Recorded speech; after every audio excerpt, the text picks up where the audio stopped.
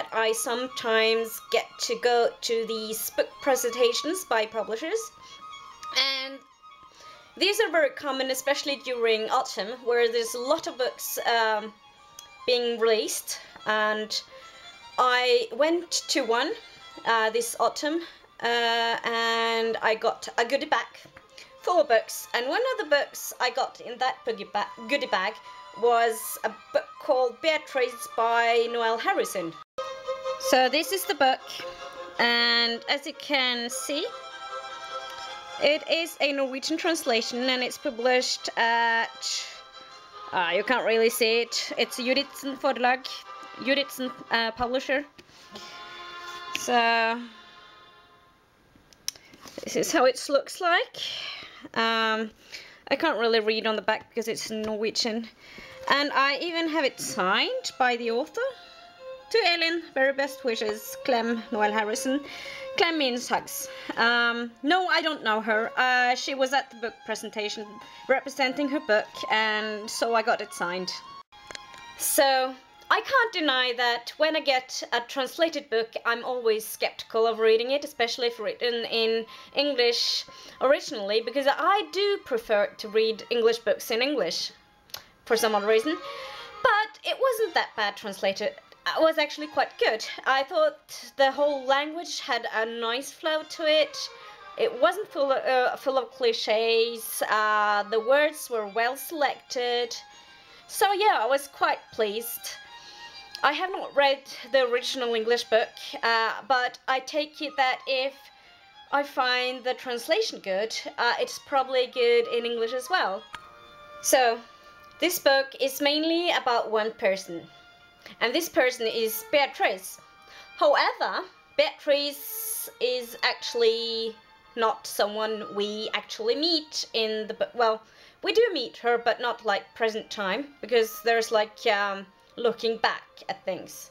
However, Beatrice disappeared almost 20 years ago, and she was never found. The only things they actually found that was kind of clues were like little things shortly after she had disappeared, like a pearl necklace or a silk scarf, pink hat, and like a little leather-bound notebook. Like, you know, really small things that she had and loved, but she kind of left behind. So they pretty much think she's dead. And through the most central characters in the book, we get to see the history of the family of Beatrice and their reaction to her disappearance, as well as a lot of other things that all kind of adds up to the history of this family. As this book is very much about like feelings, about a family's history, about their grief, about being unfaithful, bitterness, all these. There's a lot of feelings, and you can maybe think that, oh, this is going to be a really sentimental or really cliche-filled book. It's not. I don't think it is. It's quite trustworthy, and because it's so trustworthy, I think it's kind of gripping, and I really enjoyed it. The book is also set in Ireland, because even though the author is kind of English, she has lived in Ireland, or is she Irish and have lived in oh, I don't remember. It doesn't really matter, but the story of the book is set in Ireland, and you have these mists and all these.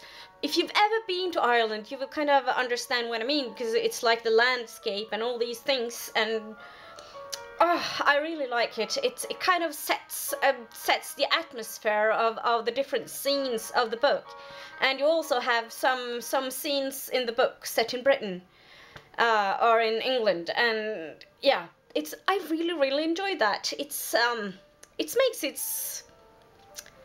yeah, it adds something different, extra to the story.